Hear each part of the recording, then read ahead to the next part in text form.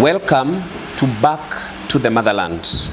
Africa is the richest continent on earth, yet many Africans are searching for what was once in their own hands. Somewhere along the journey, we lost more than land. We lost a way of life. We lost foods that nourished us, herbs that healed us, communities that protected us, and wisdom that guided us. The greatest tragedy is not that these treasures disappeared, but that many of us no longer know that they ever existed. So today, I want to take you back to the motherland. Not a matter of stories and land and trees, but more on protection, on culture, on eating, on stewardship, on accountability, and on posterity.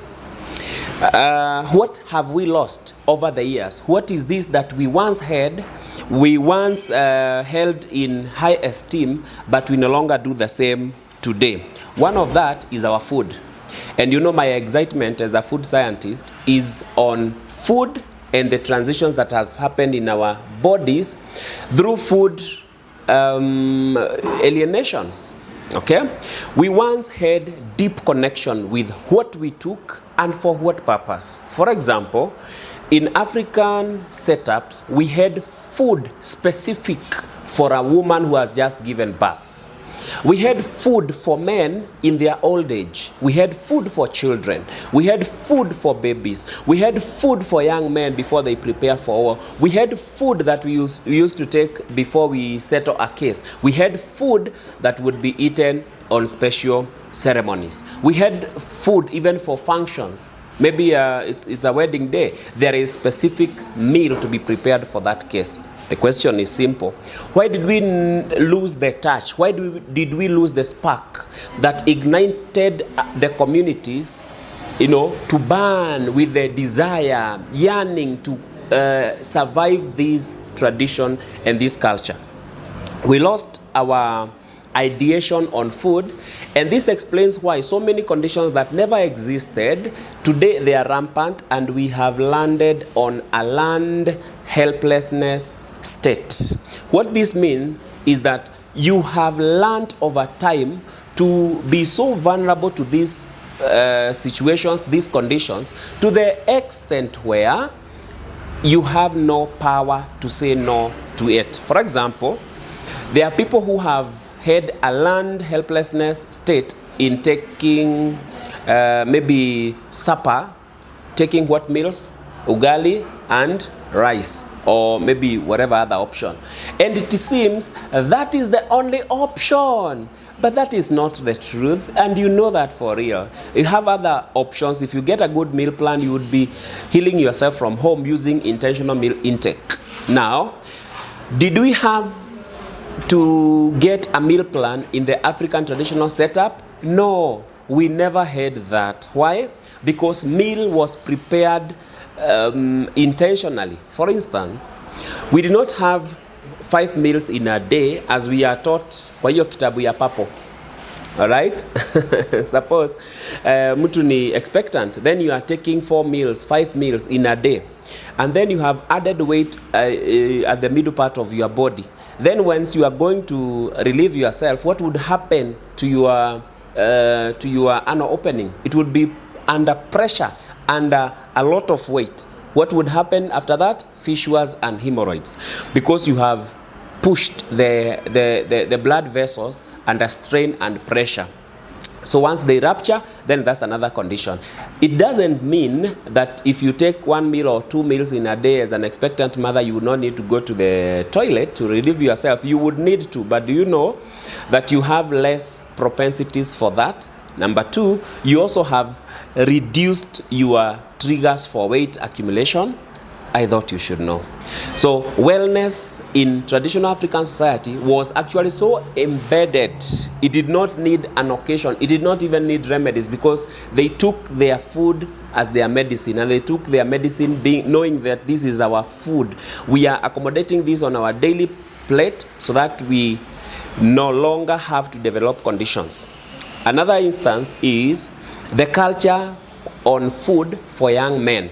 You take your good meal in the morning, or you pack it for consumption along the path. So you go grazing kilometers away. Then you would be back by the end of the day to maybe take your last meal of that day. The interesting part is, even if they took 5 meals, okay, or 5 plates of whatever number of intervals, it means that they would have burned that calories along the path. Mark this, they did not have to eat every other hour like we do here today. Okay?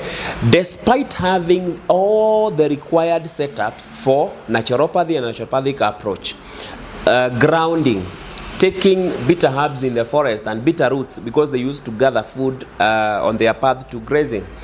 In short, food has been compromised. Food initially was energy. Food initially was a source for intention. Okay? Sometimes they would fast, not because there is hunger, not at all. They would fast because they are anticipating to get a blessing the following day from their father. Okay? Or in that particular day for the father to bless the kids, they would not prepare meals at all. They would not light the fire.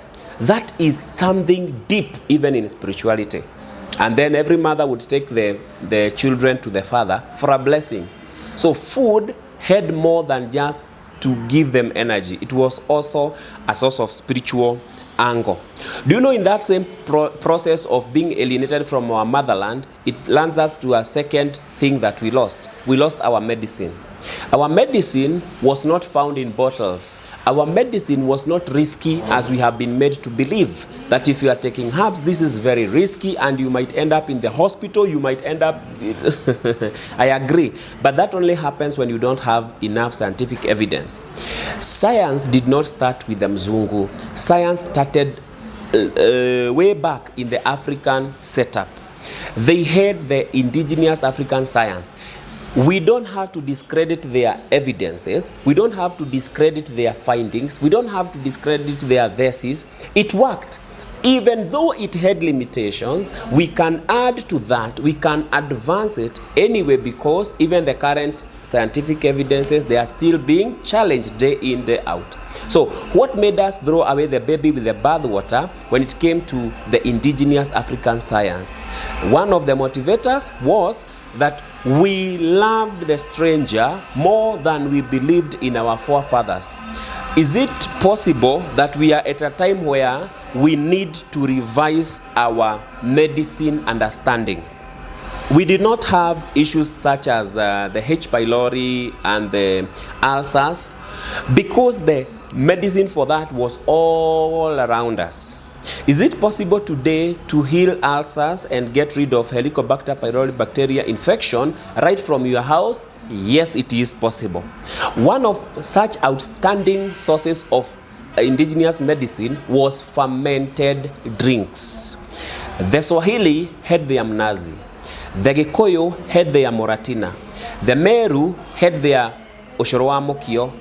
The Kisi had their fermented milk. They knew how to prepare their milk. The Luya had their busa.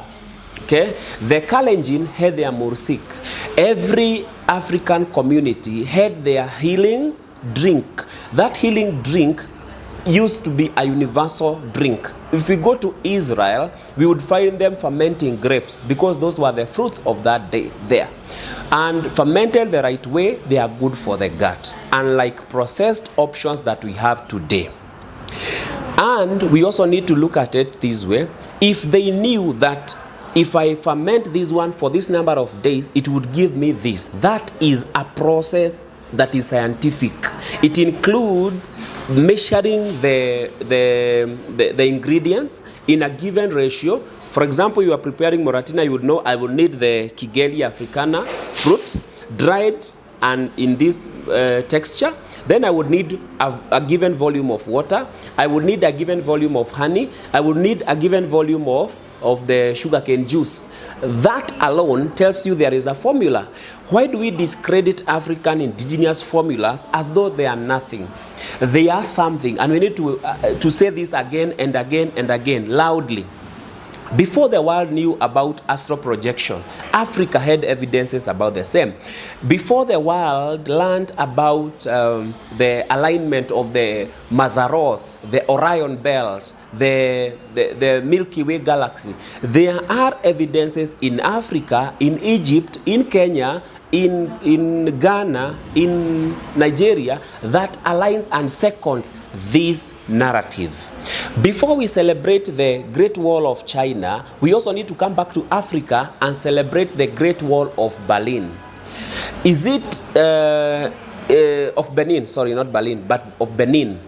Is it possible that these walls have now been crumbled intentionally to rubbish your history and to make you forget about the beauty of your motherland? Before we celebrate the civilizations that existed 500 years ago in England, in Europe, in America, and the other continents, we need also to come back in Africa and find Gede ruins that date back to 11th century. If we had civilizations and cities in Africa dating back to over 1,500 years ago, then that stands to reason that they had also other advances. The archaeological findings stopped and ended with the interventions of the white man or the white settler. Why so? Maybe by design. Because they realized there is a lot on this soil. Let them continue living and do a lot of cultivation and everything else so that they can lose their signature. I can also confidently argue on the dating and the carbon-14 dating. Why do I need to argue on this? Why does it look why does it look like you are only getting the very, very old, then you date them back to million years ago? Agreed, if that is the case, why are you not finding the 1,000-year-old man? Why are you not finding the most recent man, the one who lived on the surface of the earth on those archaeological sites maybe 200 years ago? What if the skulls and the findings are just recent? Yeah, only that the people responsible for the dating ran the show. So you can't change the narrative, you can't twist the narrative or the history. Those are just my thoughts. Back to my concern, we have lost our medicine. We have lost what used to heal us. And do you know what used to heal the African? Sun, water, the wind, air, the plants. We did not need to go far to fetch strange things. We did not need to have doctors per se in setups of hospitals. No, the doctors were at the family level. The doctors were in the kitchen. They were the mothers. They were the grandmothers. They were the people that used to tell the young mothers, this is how you prepare the meal for the kid that is about to teeth. This is how you prepare your meals for the young men before they go for the circumcision. This is how you prepare your meal when you have started giving birth. This is how you hurry up your birth process. This and that, and the other one is what you need to use when you need to maybe work on your joints and such inflammation. Does it mean that the African society did not have health conditions? They had, many of them. But the point of departure from this whole discussion is that we did not necessitate these conditions to thrive in the African culture as we have made them to thrive today. Most of the conditions that existed were probably out of cold and flus and strange outbreaks because they existed, like especially after the Mzungu came and there were so many outbreaks, especially among the Maasai, the STIs that were spread intentionally as a weapon. Okay, we did not have food. We did not have medicine outside food. Medicine for the African indigenous societies were food-based. Number 3, what else we lost? We lost our soil. The indigenous soil used to replenish itself. It used to have a cycle. They would farm and leave that land for a moment. Then they would change the farming to another part. during the period they have left this land, it will be grazed on by their cattle, by their sheep, all that, intentionally, so that they can actually add humus into that soil, and so that the matter, okay, would have, combined with the soil and all that, and also to create room for the cattle to feed on a better ground other than searching in the forest and other strange areas. Allowing the land a chance to breathe used to make it more fertile. Today, it is hard to do farming, especially commercial farming, without inclusion of the fertilizers, whether organic or inorganic. Either way, the soil is too used. Does it mean that if you allow that used soil as a season to breathe, it would not regain its fertility? It would. But we are busy, we are digging up our soil. That is not the only way we have lost our soil. We have also lost our soil in construction of roads, construction of buildings, construction of estates, construction of dams, okay? Either way, maybe they help in some way, maybe in farming and all that, they have benefits. But that does not take away the point that the place where you would have worked on a given fertile soil, it has now been worked on, replaced. And during the point where construction is happening, we don't care about the topsoil so that we can relocate it safely into another place. No, we actually mix everything and we forget about that soil. The other way we have lost soil is through this construction, the topsoil is washed away. Because we are also cutting on trees, we are also reducing the ground cover. And the good grass that used to penetrate deep, actually up to 3 meters, to hold soil together and to withstand erosion, right now during the construction of roads, construction of railways, construction of so many other things, that infrastructure, then the soil structure is affected. And the soil quality is affected. The African soil is able to sustain our agriculture. Unfortunately, we have made it tired. We have not been careful to allow organic matter to decompose and come up with proper and effective soil maintenance practices. The other thing we lost, and this pains me, we have lost our seeds. Today, about the fruits, we have seedless fruits.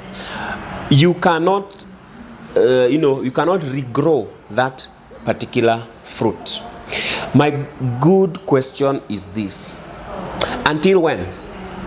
The answer is simple: until you are tired of depending on others to take care of your food. Own your food production, own your seed, because whoever owns the seed runs the game. Whoever takes care of your seed takes care of your harvest. Whoever owns the ingredients into the soil will also dictate the quality of what you will take from that soil. If the seed is bad, even if you prepare your soil how much well, it will not give you what you desire, because soil will give you according to the quality of the seed you gave it. All right? So the GMOs are on the market and they are coming with a storm. The African indigenous seeds are being attacked left, right, and center.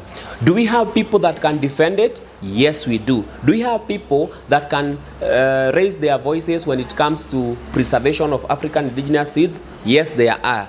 Guess one of them, the one holding and looking at the screen right now. You are part of the people that can help save our seeds. And why do we need to take care of the seed?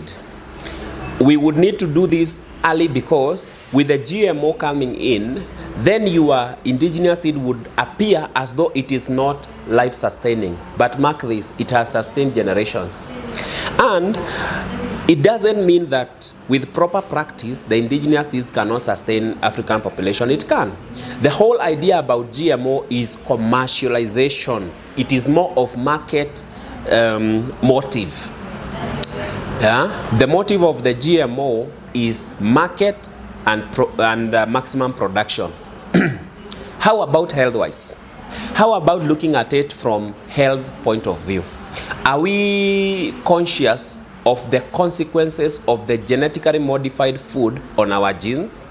If you are what you eat, then if you eat GMO, you too will be affected. Your genetic makeup can be interfered and a lot of other body functions. Okay? Over time, you would not be the same as you were or as you are intended to be if you introduce the GMO. And in the process of losing our seeds, mark this, we are also losing the control of what we take, because you'll only take what is produced. You'll only consume what works in that given soil. So if they tell you that the best produce will come if you use these seeds, and everybody buys that narrative, and it works so for 2-3 years, everybody would have forgotten the initial indigenous seeds and they would have adopted this new one. By the time you go back to reclaim your initial seeds, it would be too late. It would be confused and you'd have lost a lot of time. Another thing we have lost as Africans is identity. My motherland, you are fearfully and wonderfully made. You are not the last. You are not from apes. You are not a forgotten continent. You are not a dark continent. Life started here. University system started here. The oldest library started in Africa. The source of life is Africa. Today, even in terms of landmass and all this, we are top. Ground cover, yeah, in terms of trees and forests and all this, we are good. Don't you buy the thought that we are backward. We are not. That is why we are top in technology. We are top in literature. All right, that they don't want to see it the way we see it, that does not defy the point. No. We love our culture. We are so connected with our motherland that they try to take us out of Africa, and we cannot. They have tried times without number to lower our population, but it has not worked.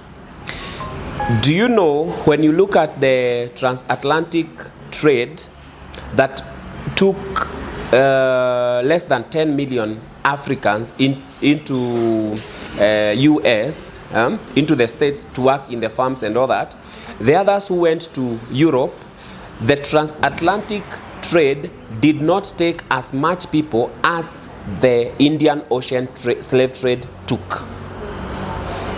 And this is not well spoken. The Indian Ocean slave trade took more than 18 million Africans to work in the Middle East, in Russia, in those other continents. But the transatlantic or the West African trade, it took more than 8 million, around 8 million West Africans. How about the 18 million, 10 million above the same that was happening in the East Africa? Ladies and gentlemen, the point of interest, why do we not see blacks in this East African side as we are seeing blacks in West Africa side? Because we can see the black Americans, we cannot see the black Russians. I am aware there is a very tiny community in Russia of blacks that actually went with the Indian Ocean trade, slave trade. Why don't we have blacks in these other Japan, Middle East? Why do we lack them there? Yet we went 18 million of our color. I have an answer. Before they would board the slave ship, they would be castrated as a priority. You want to go, then you must be castrated, lest you go and sire your bloodline in that continent that you are landing. But the West African slave trade, it did not have the castration part. Is it possible that we would have occupied the whole of Russia? Is it possible that we would be the highest population in the Middle East? Is it likely that we would have occupied all the other area in the East? It is very possible. It is very likely. Ask yourself that question.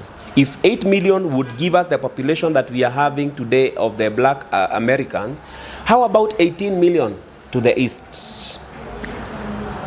So that is something else that we lost, our identity.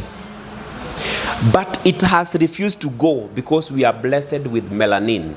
It has refused to go because Africa is the only continent that has its indigenous population. The Americans are not the indigenous in America. Okay, the red Indians were. The people in Wapi, yeah, like Australia, they are not the indigenous inhabitants. Some way, somehow, another community came, then they subdued. All right, and it has happened in Africa. Examples of the oldest community called the Sirikwa. The Sirikwa people were the highest in number, but over time they have been assimilated by Kalenjin, by Maasai, by other. I think they are very closely connected either to Nandi Kipsigis and also the Maasai and the Gumba. Yeah, in the Nyeri and Murang'a area, there were short people that used to live there kitambo, but today wamekuwa assimilated. That's another community. You understand? So it happens that an indigenous person or community can be assimilated into another bigger intruding community, and it has happened so. So in terms of maintaining our identity, I think we have tried a bit. That one, kudos to us. Then something we have lost seriously is our community. We no longer value the father, mother, children setup. We no longer value elders and juniors setup. We have not today honored the Rika and the age sets, age groups. They are getting loose. They are getting out of hand. Very soon into the future, I'm projecting a season where you would not be belonging to a given age set because of disruptions of social setups. Maybe you are in your junior secondary. Then you have a given set of people that time. Then you move into another continent, another country, another school. Then they are teaching a different way. Okay, you have been merged now with another community. So the original or your tribe way would not apply in another tribe. Your family values would not apply in another family value. So many of those are now getting out of touch. But I'm looking at it on the flip side. Is it likely that through that, is it possible that through that disruption, we can actually empower the indigenous age sets, age groups, community, honor, respect? Is it possible that that can become a way of making it more exciting, that you come into schools and share about where you come from? That way we learn about ourselves, because the curriculum has now projected everything to make sense outside. So we are looking at books, and everything we are thinking is not the immediate environment and our immediate community. We are thinking of America, we are thinking about Mesopotamia, we are thinking about the set books we are reading, the Whale Rider, you are thinking about Peruvian islands, you are watching in the movies Mexican soap opera, but you are not watching your local language community. And why does it look like it's something out of this world when you are thinking and watching on indigenous vernacular content? In short, let us preserve our community. It attaches us together, makes us grow in values. All right? And having understood about the uniqueness of your motherland, what else would you like us to discuss or to have an input on this matter? Then we must preserve our community. We must make sure that it makes a lot of sense to preserve what we once had and what we can actually pull together and get a composure on. This can be carried on to our children. That way, you will be happy, we will be happy. We can't lose everything, especially when we can share, especially when we can talk. It is time. Did I leave something out that you feel can be added in this list? Let me know. Give me your feedback. This is Conversation on Our Motherland. Wewe unapenda your motherland? Wewe unapenda rangi yako? Wewe unapenda watu wenu? Let me know, because you and I have only each other to take care of. Healthy living from our motherland.